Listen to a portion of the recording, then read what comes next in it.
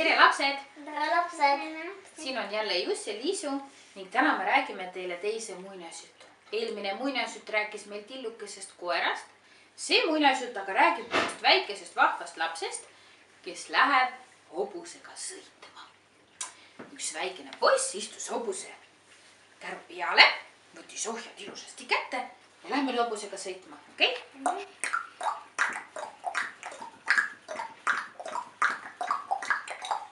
Ja kui me tahame hobust kinni pidada, ütleme me proovime.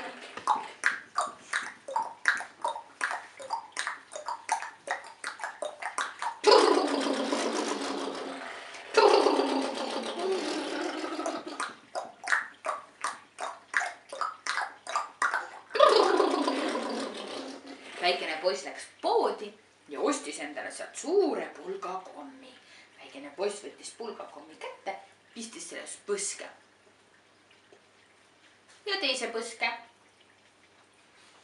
Ja hakkas pulgakommi pistma ühele poole ja teisele poole.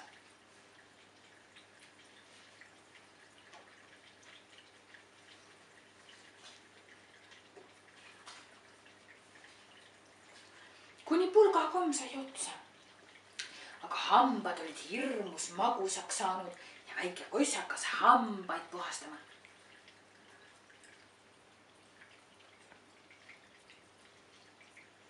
Puhastama alumised hambad ka ära.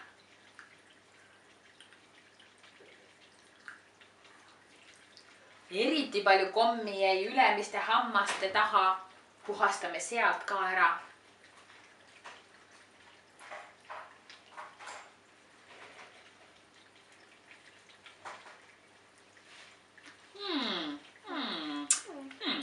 Väga maitsev komm oli. Ja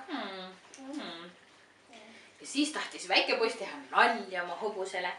Ta läks hobuse juurde, võttis põskedesse palju õhku.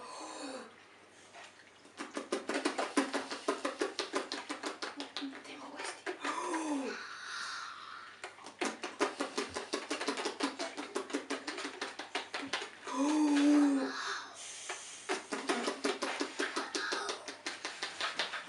Hobune vaatas väikest poissi siukse näoga.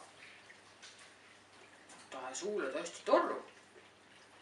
Vaatas küll, see poiss on ikka naljakas. I-ha-ha-ha. I-ha-ha-ha. I-ha-ha-ha. Poiss jooksis kiiresti, hüppas uuesti hobuse vankrisse ja läks uuesti sõitma.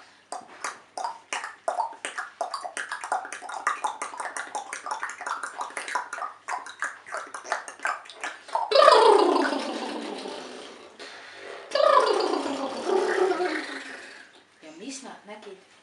Seal kaugel sõidab traktor.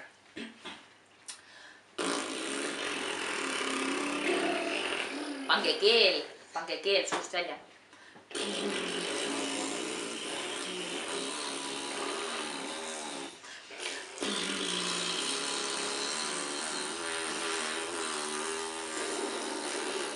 Traktor sõitis üle tee ja poiss sai edasi sõita.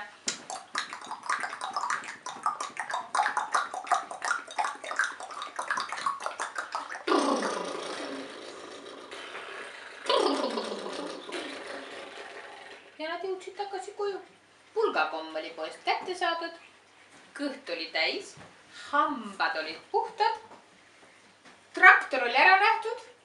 Teeme lastele head aega. Kuni järgmise muinasjutuni. Head aega! Head aega!